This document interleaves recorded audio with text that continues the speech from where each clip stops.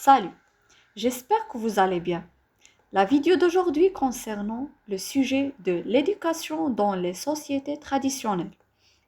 Alors, ce sujet est créé par moi, Mariam Khadiri, et mes collègues Lina Al-Madadi, Hafsa Khallour et Wiam Sbah. Donc, dans ce sujet-là, on va travailler sur le plan suivant. Une introduction générale sur le sujet de l'éducation dans les sociétés traditionnelles. Deuxièmement, un développement qui est divisé en deux parties.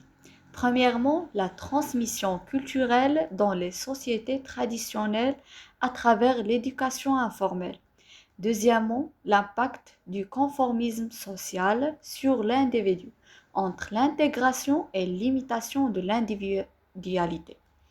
Finalement, une conclusion qui résume les points principaux de notre sujet.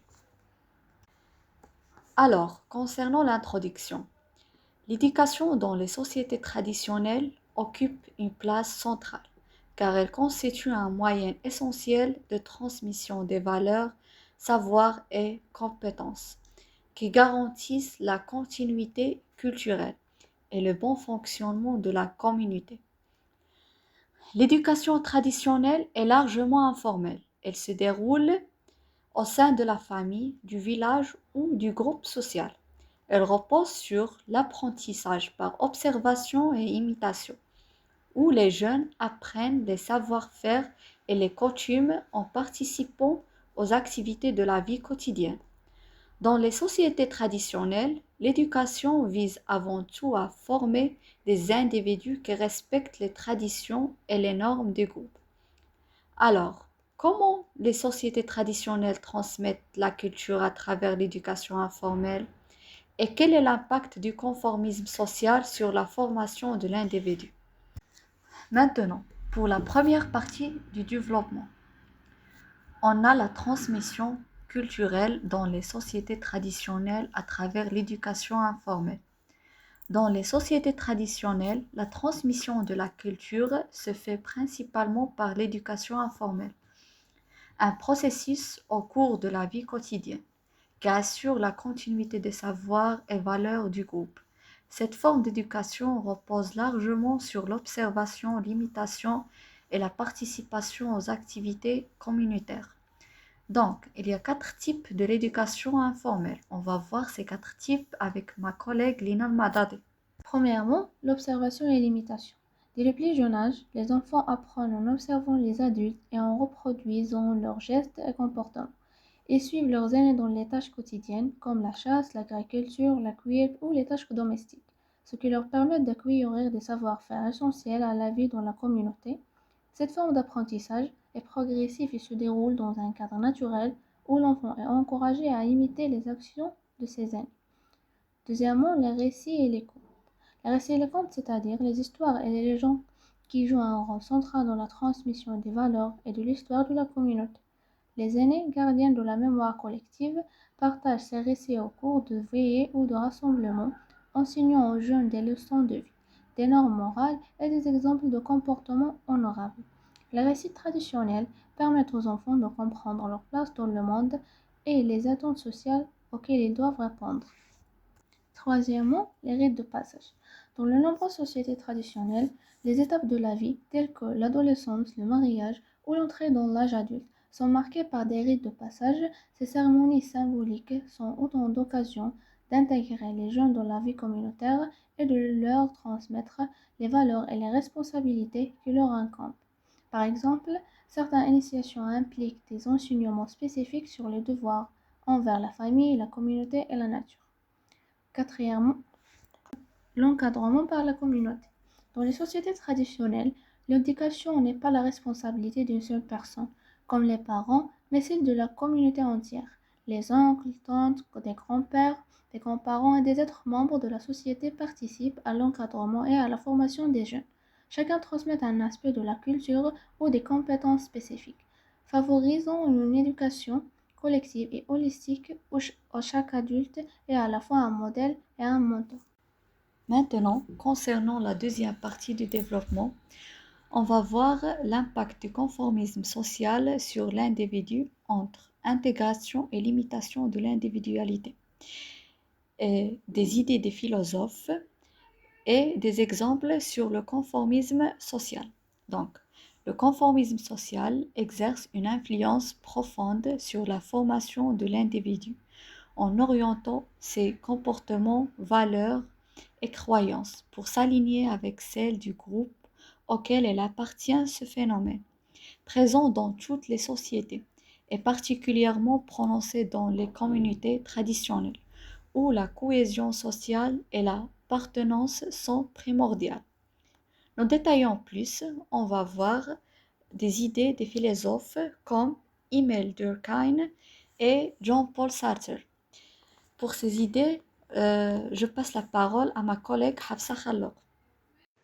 Un philosophe souvent cité pour aborder la question du conformisme social est Émile Durkheim, sociologue et philosophe français. Selon lui, le conformisme social est lié à la notion de fait social qu'il définit comme toute manière de faire, fixée ou non, susceptible d'exercer sur l'individu une contrainte extérieure. Dans cette perspective, le conformisme social représente l'adaptation des individus aux normes, valeurs et règles imposées par la société ou par un groupe social. Durkheim considère que ces contraintes sont nécessaires pour assurer la cohésion sociale et le fonctionnement harmonieux de la société. Cependant, cette adaptation peut parfois conduire à une perte d'autonomie ou à une acceptation passive des normes, ce qui pourrait limiter l'individualité et la créativité. Ainsi, Durkheim montre que le conformisme social est une force à la fois structurante et contraignante.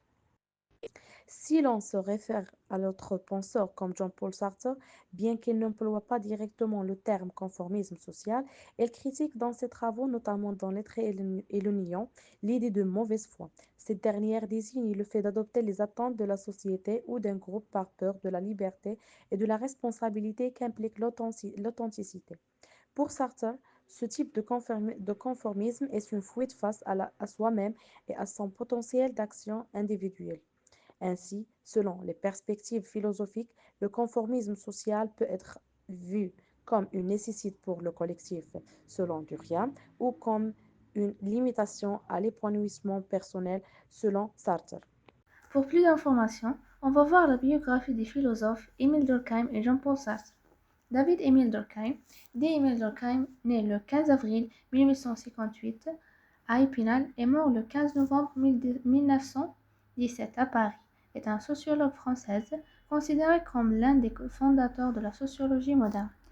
Pour Jean-Paul Sartre est un philosophe et écrivain français, né le 21 juin 1905 dans le 16e arrondissement de Paris et mort le 15 avril 1980 dans le 4e arrondissement. Représentant du courant existentialiste, il a marqué la vie intellectuelle et politique de la France de 1945 à la fin des années 1970. Voici quelques exemples de conformisme social.